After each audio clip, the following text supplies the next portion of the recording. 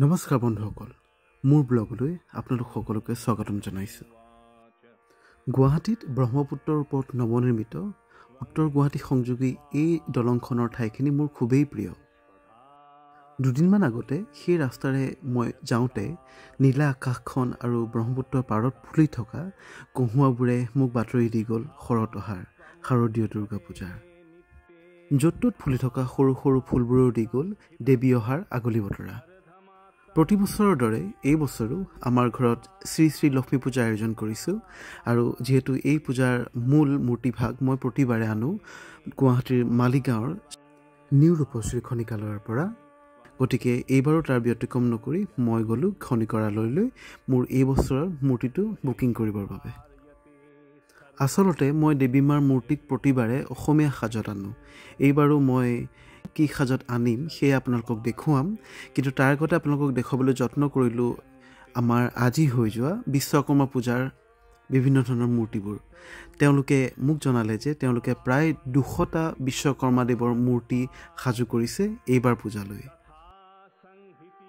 আৰু মোৰ বেকগ্ৰাউণ্ডত বাজি থকা চণ্ডীপাঠৰ এই অডিঅ'টো আপোনালোকে আগতে শুনিছে চাগৈ। যদি শুনা নাই, মই আপোনালোকক ক'ব বিচাৰিছোঁ যে এইটো শ্ৰদ্ধাৰ বীৰেন ফুকন ছাৰে গোৱা চণ্ডীপাঠ, যিটো অসমত খুবেই বিখ্যাত।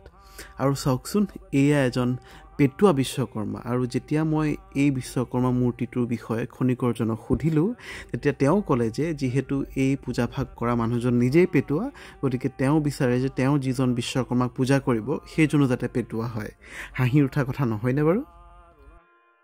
খনিকৰ কেইজনে জনালে যে তেওঁলোকে বিশ্বকৰ্মা মূৰ্তিৰ লগে লগে তেওঁলোকে সাজু কৰিছে শাৰদীয় দুৰ্গা পূজাৰ বাবে দেৱী দুৰ্গা মাৰ প্ৰতিমাও। আৰু যিহেতু দুৰ্গা মাৰ প্ৰতিমা বহুত ডাঙৰ হয়, গতিকে সময়ো বহুত লাগে, আৰু সেইকাৰণে তেওঁলোকে ইতিমধ্যেই প্ৰায় 10টামান দুৰ্গা দেৱী মাৰ প্ৰতিমা সাজু কৰিছে এইবাৰ পূজালৈ। এয়া চাওকচোন, ৰং আৰু কাপোৰ পিন্ধাই সম্পূৰ্ণ কৰা কিন্তু এতিয়ালৈকে চুলি নলগোৱা বিশ্বকৰ্মাৰ মূৰ্তিসমূহ দেখি পেলাইও কিবা এটা ভাল লগা নাইনে?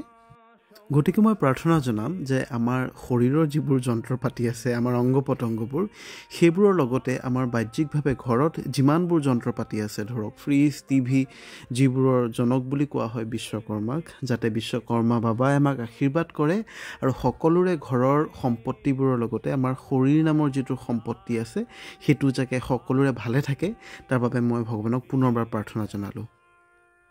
এয়া চাওক, দুৰ্গতি দাসিনী দুৰ্গা মাৰ মূৰ্তি তেওঁলোকে প্ৰস্তুত কৰি আছে। মাৰ মুখখনত এতিয়াও হাঁহি বিৰাজমান।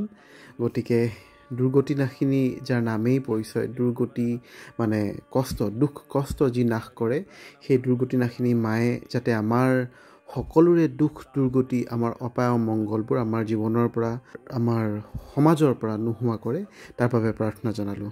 আৰু এয়া চাওক, সেই নিউ ৰূপশ্ৰী খনিকালয়ৰ যিজন মুখ্য খনিকৰ দাদাই তেওঁ শেষ হাত ফুৰোৱা বুলি যে কওঁ আমি, হাত ফুৰাইছে বিশ্বকৰ্মাৰ মূৰ্তিত। আৰু এয়া পূজাৰ দেখিছেনে, পূজাৰ বেলুন আহি গ'ল। গতিকে সৰ্বশেষত যি দুৰ্গা পূজা আহি আছে, সেই দুৰ্গা পূজা যাতে সকলোৰে বাবে সুখৰ হয়, সুমংগল হয়, সকলোৰে জীৱনত যদি কিবা দুখ আছে, কিবা অপায় অপ্ৰীতি ঘটনা ঘটিছে, সেই সকলোবোৰ যাতে নোহোৱা হয়, তাৰ বাবে মা দুৰ্গাৰ ওচৰত প্ৰাৰ্থনা জনাই আজিলৈ আহোঁ। ধন্যবাদ।